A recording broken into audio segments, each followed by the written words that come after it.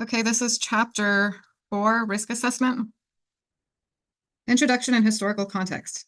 Toxicologic research and toxicity testing conducted and interpreted by toxicologists constitute the scientific core of an important activity known as risk assessment for chemical exposures.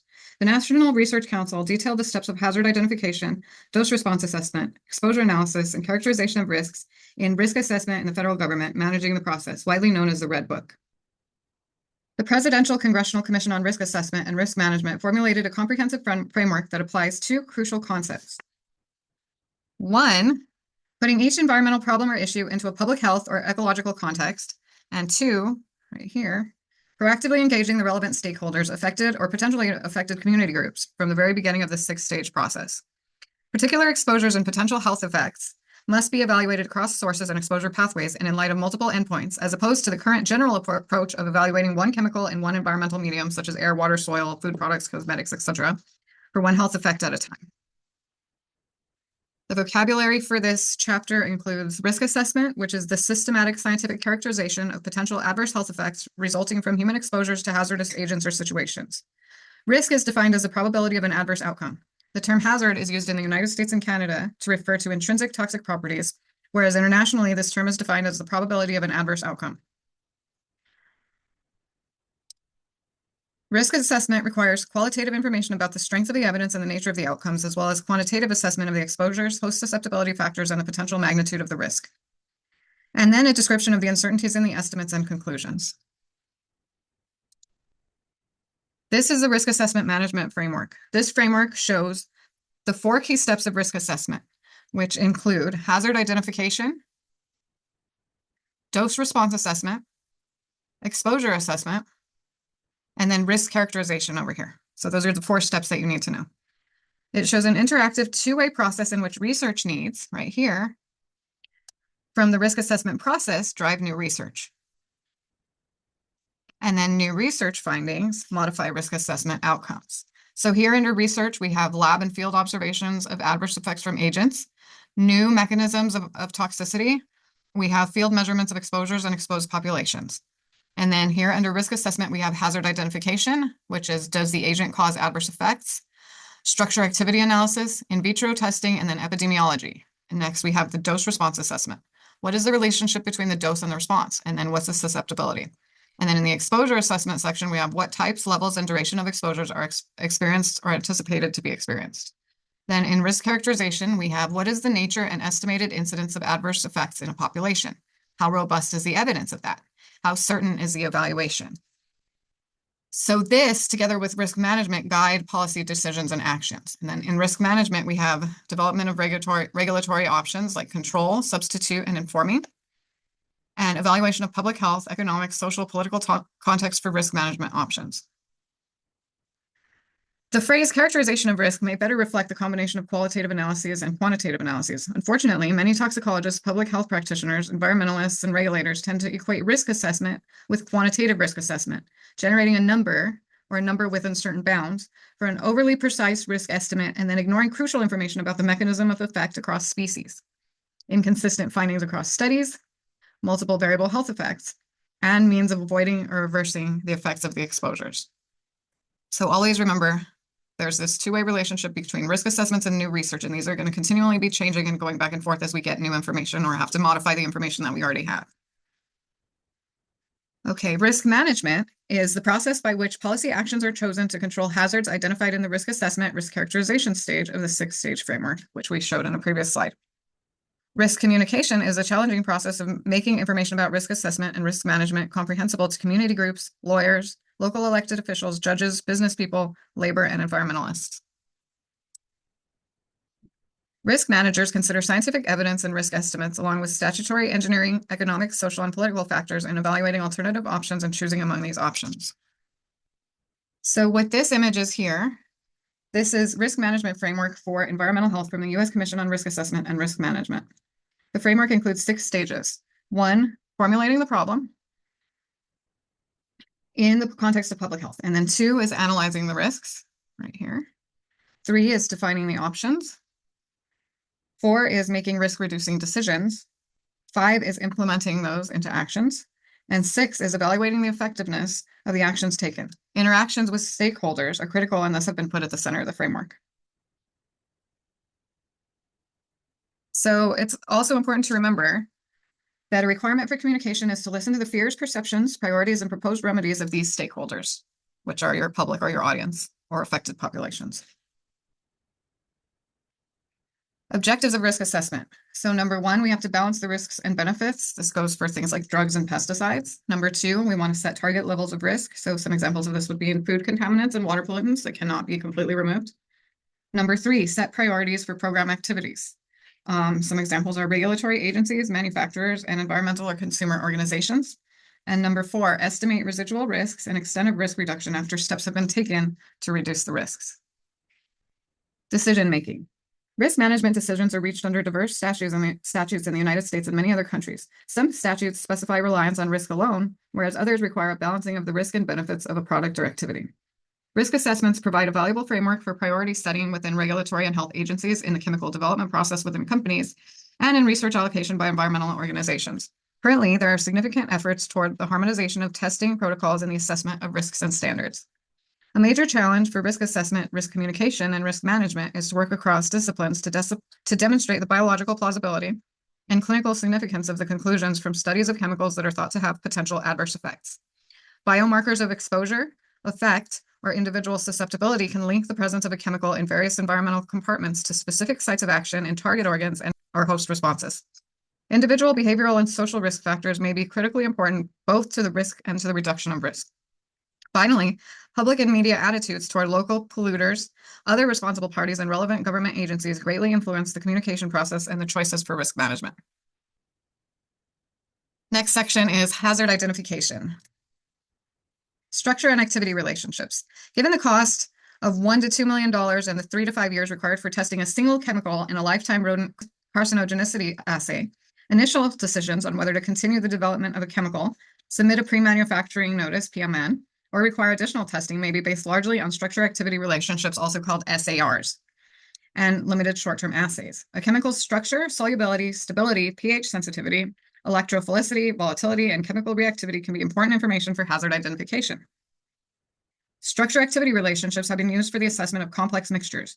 However, it's difficult to predict activity across chemical classes and especially across multiple toxic endpoints by using a single biological response. In vitro and short-term tests.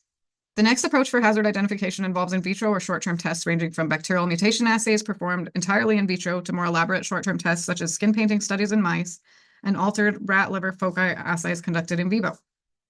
Other assays evaluate developmental and reproductive toxicity, neurotoxicity, and immunotoxicity. New assay methods for molecular and developmental biology for the developmental toxicity risk assessment should accelerate the use of a broader range of model organisms and assay approaches for non-cancer risk assessments. Animal bioassays. Data from animal bioassays are key components of the hazard identification process. A basic premise of risk assessment is that chemicals that cause tumor in animals can cause tumors in humans.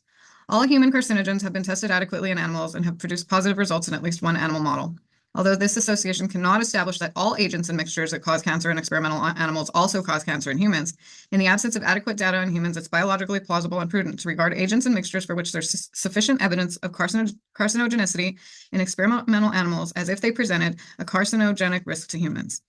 A reflection of the precautionary principle in general, the most appropriate rodent bioassays are those which test the exposure pathways of most relevance to predicted or known human exposure pathways. Bioassays for reproductive and developmental tox and other non-cancer endpoints have a similar rationale. Consistent features in the design of standard cancer bioassays include testing in 2 species in both sexes with 50 animals per dose group and near lifetime exposure. Important choices include the strains of rats and mice, the number of doses, dose levels, which are typically 90, 50, and 10 to 25% of the maximally tolerated dose or MTD, and the details of the required histopathology, such as the number of organs to be examined, choice of interim sacrifice pathology, etc. Positive evidence of chemical carcinogenicity can include increases in the number of tumors at a particular organ site, induction of rare tumors, earlier induction or shorter latency of commonly observed tumors, and or increases in the total number of observed tumors. Critical problems exist in using the hazard identification data from rodent bioassays for quantitative risk assessments. This is the case because of the limited dose response data available from these rodent bioassays and non-existent response information for environmentally relevant exposures. Results, thus, traditionally have been extrapolated from a dose response curve in the 10 to 100% biologically observable tumor response range, down to 10 to the minus 6 risk estimates, upper confidence limit, or to a benchmark or reference dose related risk. The addition of investigations of mechanisms and the assessment of multiple non-cancer endpoints into the bioassay design represent important enhancements of lifetime bioassays. It's feasible and desirable to tie these bioassays together with mechanistically oriented short-term tests and biomarker and genetic studies in lower doses than those leading to frank tumor development and address the issues of extrapolation over multiple orders of magnitude to predict a response at environmentally relevant doses. Use of epidemiological data in risk assessment. The most convincing line of evidence for human risk is a well-conducted epidemiological study in which a positive association between exposure and disease has been observed. There are important limitations. When the study is exploratory, hypotheses are often weak.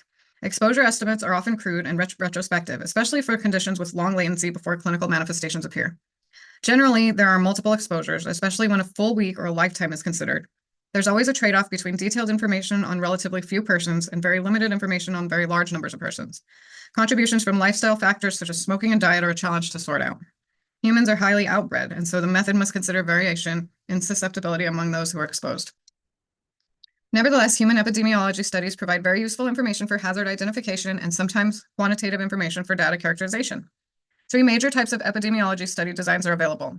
1, cross-sectional studies, 2, cohort studies, and 3, case control studies. Cross-sectional studies survey groups of humans to identify risk factors such as exposure and disease, but are not useful for establishing cause and effect. Cohort studies evaluate individuals selected on the basis of their exposure to an agent under study. These prospective studies monitor over time individuals who initially are disease-free to determine rates at which they develop disease.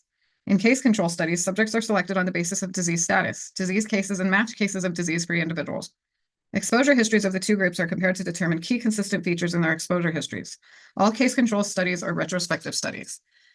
So here is a table which goes into more detail on the 3 different types of study designs, okay? So we have over here methodological attributes, and these are the types of studies.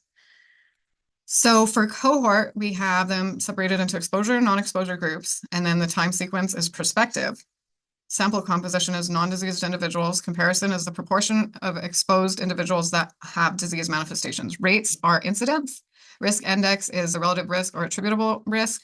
Advantages to cohort studies are lack of bias in exposure, and yields increase in risk rates. And then disadvantages are you have a large N, long follow-up, attrition, chance and time of criteria methods, costly and inadequate for rare diseases. I won't pick up rare diseases because the N. Next, case control studies. You have 2 groups, disease and non-disease. These are all retrospective. Your sample is cases and controls. Your comparison is the proportion of cases that had exposure, as compared to cohort, which was the proportion of exposed that have disease, okay? In case control, it's just proportion of cases with exposure. Rates are fractional in percent. Risk index is relative odds. Advantages of case control is they're inexpensive, you have small N, you get quick results. It is suitable for rare diseases, and no attrition. And then some disadvantages are that you might have incomplete information, bias recall, problem selecting control and matching groups. You only get relative risk, and you cannot establish causation. Next, cross-sectional study, as far as initial classification, can be either disease and non-disease or exposure, non-exposure, and then the time sequence is right now, current time. The sample is survivors. The comparison could be proportion of exposed with disease or proportion of cases with exposure. You could pick either one. The rates are prevalence. The risk index is also prevalence. An advantage of this one is you get the results relatively quickly. However, disadvantages are that you cannot establish causation. The population of survivors is inadequate for rare diseases again. Okay, so the 2 that you do not want to use for rare diseases are cross-sectional and cohort. For a rare disease, you want to use a case control. So let's go on. Epidemiologic findings are judged by the following criteria: strength of association, consistency of observations, reproducibility in time and space, specificity, uniqueness in quality or quantity of response, appropriateness of temporal relationship. For example, did the exposure precede the response? Dose responsiveness, biological plausibility and coherence, verification and analogy, biological extrapolation, for example. In addition, Epidemiological study designs should be evaluated for their power of detection, appropriateness of outcomes, verification of exposure assessments, completeness in assessing confounding factors, and general applicability of the outcomes to other populations at risk. The power of detection is calculated by using study size, variability, accepted detection limits for the endpoints under study, and a specified significance level. Recent advances from the Human Genome Project increased sophistication in molecular biomarkers and improved mechanistic basis for epidemiological hypotheses have allowed epidemiologists to expand their understanding of biological plausibility and clinical relevance. Molecular epidemiology is a new focus of human studies in which improved molecular biomarkers of exposure, effects, and susceptibility have allowed investigators to link molecular events and the causative disease pathways more effectively. Okay, that's the end of this video, so I'll see you on part 2.